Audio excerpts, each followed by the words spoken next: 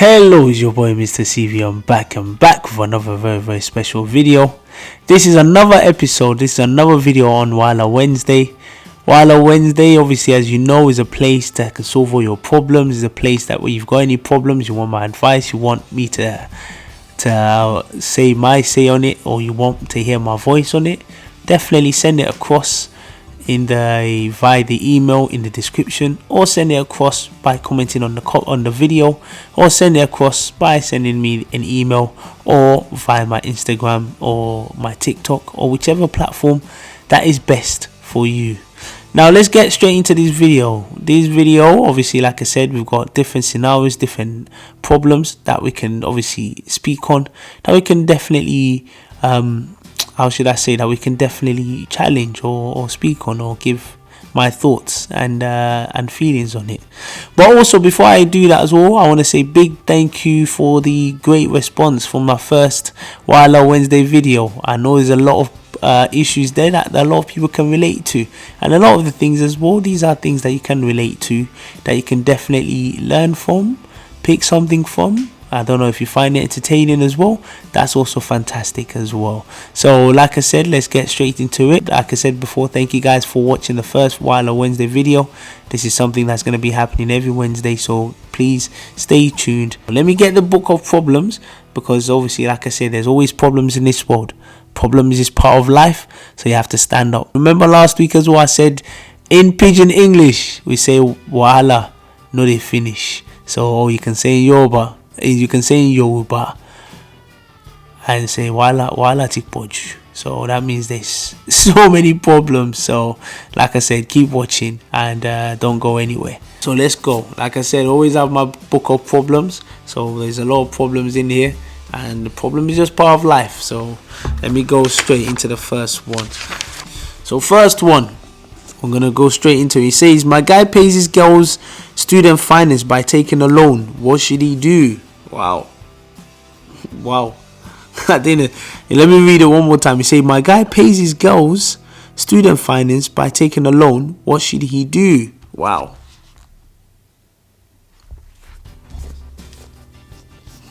Whoa. My guy pays his girl's student finance by taking out a loan. What should he do? Wow. You know what?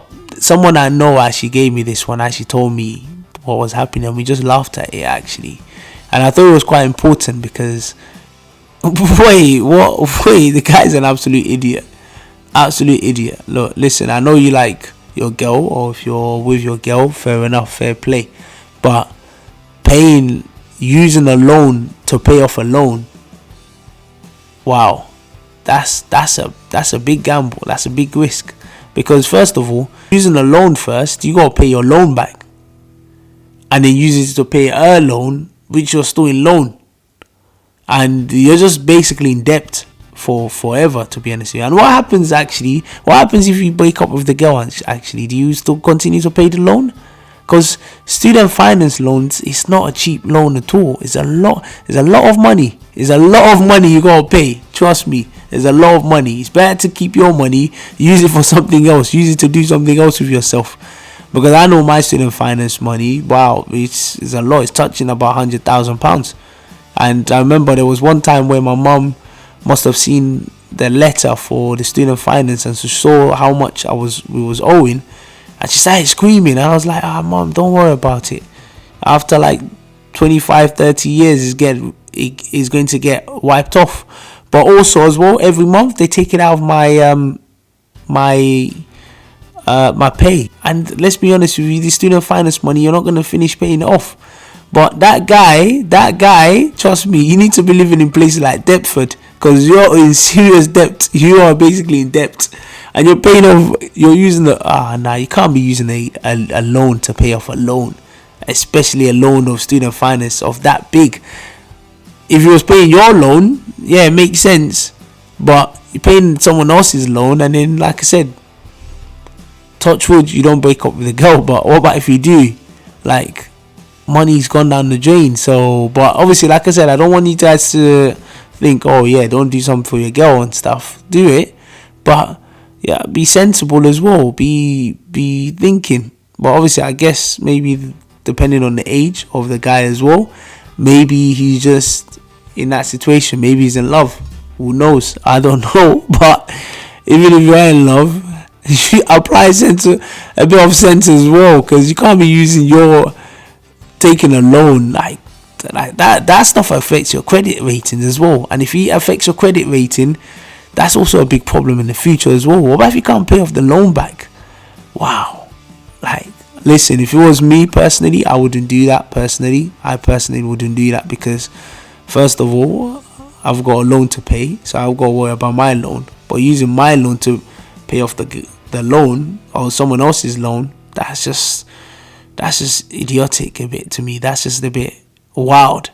And, well, to be honest with you, the girl must be laughing her head off, because by the time she finishes uni, probably she's going to have no loan left. But normally, if he's if he's a person where she has your best interests at heart, if she has your best interests at heart, she will probably advise you as well not to do it.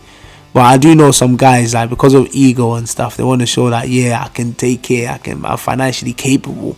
They start doing some rash things to do that. And to be honest with you, obviously, we're all guilty of it. A lot of the guys, we're all guilty of that, where we think, oh yeah, because we don't want to show that, oh, we were broke, so we just overdo ourselves, and then in the end of the day, we're the one that suffers. So if I'm that guy, please don't do that. Just be sensible, man, and go give the loan back, man, and just save yourself the drama, man. And also, if you're the girl as well in that situation, please just advise him to not do that. But I guess she's getting free money and her loans are getting paid, so why should she care? So I don't know, but that's my advice on that. Let me go to scenario number 2.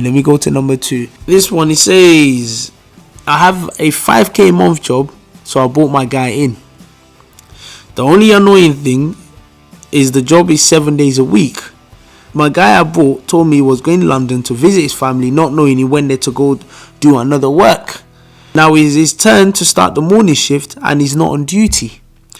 The manager called me into his office and sacked him. Now he's blaming me for not covering him. Wow. Some of these things I'm just like, wow. But to be honest with you, some people are just, this sounds like greed to me. Greed. And you know what as well is, obviously sometimes as well as humans, we can be greedy. Because obviously I've been in also situations like that, where I was doing some job a while ago. And within that job, because I know the manager is not in, so I'll leave early to travel back to London to do another job whilst I'm supposed to be in that job. And obviously when you sit down, you think, let me get the money, let me calculate the money. And let's be honest with you, let's not be greedy here. 5k a month job, that's not easy money. That's 60,000 a year. 60k a year. Some people are averaging about 25,000 a year, and they're happy. You're getting 60,000 and still you're not happy. You still want to go do another job to get even more money. And now they've sacked him. He's blaming the other guy. So he only has himself to blame, because obviously, like I said, this is just a greed. This is just a form of greed. You only have yourself to blame, because I know a lot of people that will bite another person's hand off for a job like that. The only annoying part as well within the job is 7 days a week. And I know as human beings, we think, oh yeah, 7 days a week, I can do it because the money. But trust me, after the 7th day, your body is gone. You're tired. You're drained physically, mentally. You're drained. So sometimes I know we can be enticed by the money, but sometimes you have to think about our health. You have to think about our body. Like, can I actually recover? And I also remember as well, talking from experience as well, where literally I saw this night job. To be honest with me, I'm not good at working in nights. I can't do nights job. I've done one night job in my whole life, and I can't do night jobs. I'd rather work during the day because I like my sleep. So I remember I saw this night job 7 days a week. It was for 1 week, 7 days. And this job is called replenishment, where literally you go to like Sainsbury's or Tesco's, you have to restock the items. And it was 7 days a week. It was from 7 p.m. to 7 a.m. the next morning. And because obviously I've bought my calculator, I've calculated how much I'm going to get for that day, for that week. So I said, yeah, I can do it. I went in the first day. I had football that day. And by the time I went there, I was tired. And the job is very boring. The job is very, very boring because you have to find a way to distract yourself. And then the manager started chatting rubbish as well in my ears as well. And I was tired physically. And I just said, nah, sorry, man, I can't do it. I had to let the money go. But my point is, this is obviously sometimes we calculate the money and we say, yeah, I can do it. But trust me, physically, mentally, nah, you can't. Sometimes it's difficult. I know the money is good, but sometimes it's difficult. But like I said, this situation, that guy has no one else to blame. He's only himself that he has to blame because it's his fault. You're earning that amount of money. Why do you need a second job? Obviously, everybody's financial situation is different. So obviously, I can't just say that. But like I said, another person that gave me this, I know them as well. And location of the first job to the second location, trust me, they're wide apart. But as well, if he was just honest to the guy that brought him into the job, he would have sorted out a lot of things. Because if he told him, look, I'm going for a second job, just cover me and I'll be able to come back, then he would have known. But he didn't want to tell him because he probably thought, the first guy might ask him to give him a little something or pay him a little bit to be able to cover him.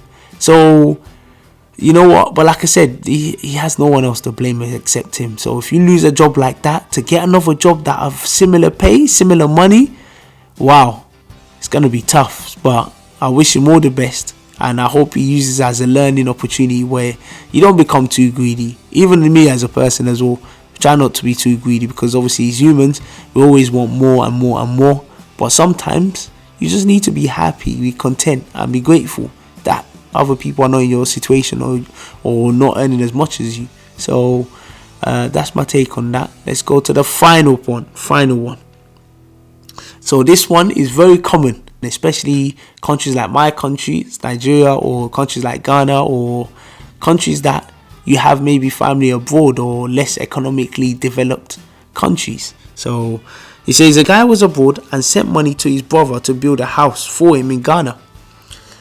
His brother did and then moved in with his family whilst his older brother was abroad. When his older brother came back with his family to Ghana, he asked the younger brother to move out and even paid him a compensation to get a new place. His brother disagreed and even attacked his older brother spiritually. He left his older brother crippled in a wheelchair and now he can't even walk again. Wow, this is sad. This is so sad. And I know the reason why I said that it happens a lot in my country, such as Nigeria or places like Ghana, which obviously is in these situations, because they have this mentality. Like, I know people that live in the UK, in London here, or that live in other places where they have enough money to get a proper place to live comfortably, but they'll go rent one tiny room,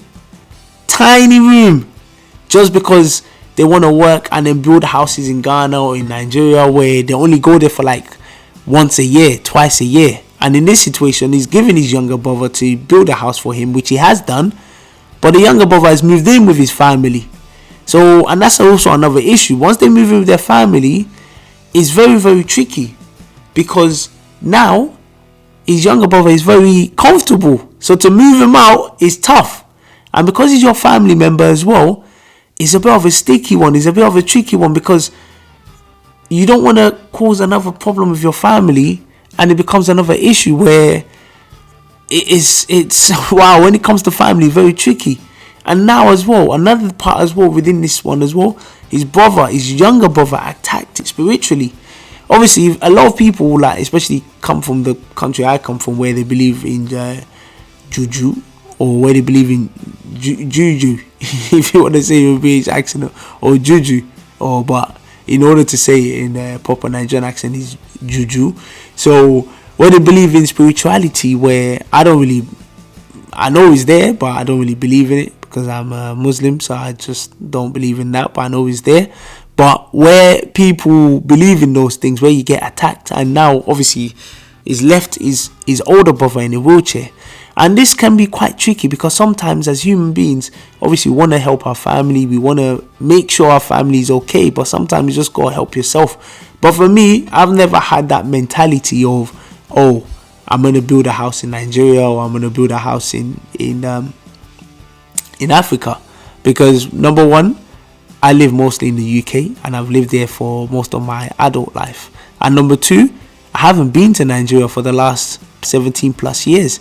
So I feel more attached to UK than to more Nigeria.